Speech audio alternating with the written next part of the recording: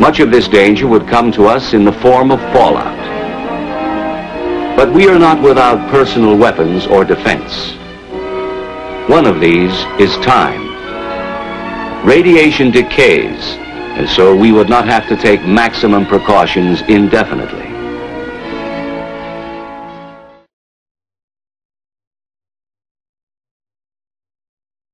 And as we watch that, Malcolm Grimston, what are your thoughts?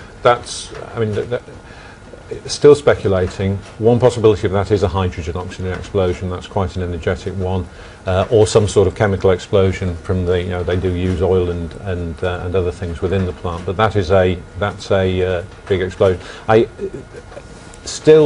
very strongly suspect that's not an actual nuclear explosion in the sense the nuclear materials were involved in that. The issue is that if that's damaged the containment, the nuclear materials may be able to escape from that. Because this far into the accident, it's very difficult to imagine that the nuclear process could restart, although that is certainly something which will be investigated. What strikes people, I'm sure, about watching a couple of things, as you say, whether that has caused damage in itself. I mean, presumably, at a plant like that, an explosion is something you want to avoid.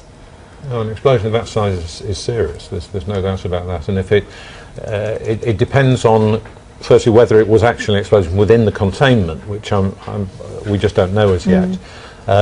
One thing we do know is that if that did involve the nuclear thing, we'll be seeing very high levels of contamination very quickly. So information should be becoming available as to what type of explosion it was. But clearly that's a very energetic explosion to be doing that. We're not looking here at something collapsing because of the effects of the earthquake, which was one possibility. That's experts are warning that radiation levels now are rising at the Fukushima nuclear plant, and there is a high risk, they are saying, of a leak if the situation isn't resolved in the next few hours.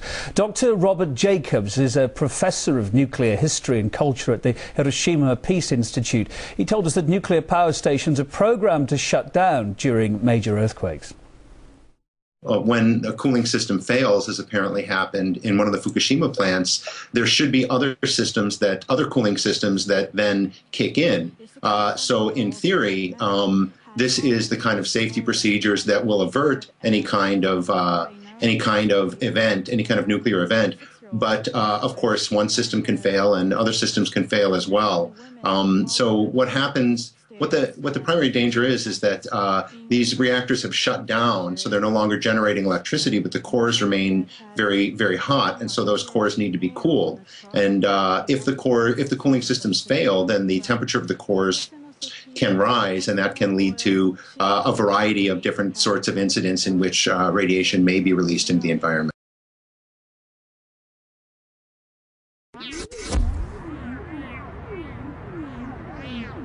When living tissue is exposed to radiation, cells can be injured or killed.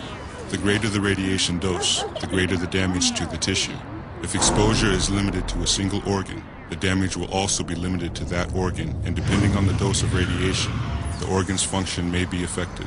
If a certain dose of radiation is given over a longer period of time, the damage will generally be less than if the accumulated dose is given on a single occasion. Damage due to radiation is usually categorized as follows: specific lesions, e.g. small bowel injuries, pneumonia, underactive thyroid, foster injury, mental retardation, late damage, cancer, genetic damage. The damaging effect of exposure to low doses of radiation, such as those we encounter on a daily basis, is still unclear. This is because symptoms or illnesses resulting of other than non-radiation-based causes overshadow the effects of radiation. The only known late damage that has been scientifically shown to result from radiation exposure is cancer.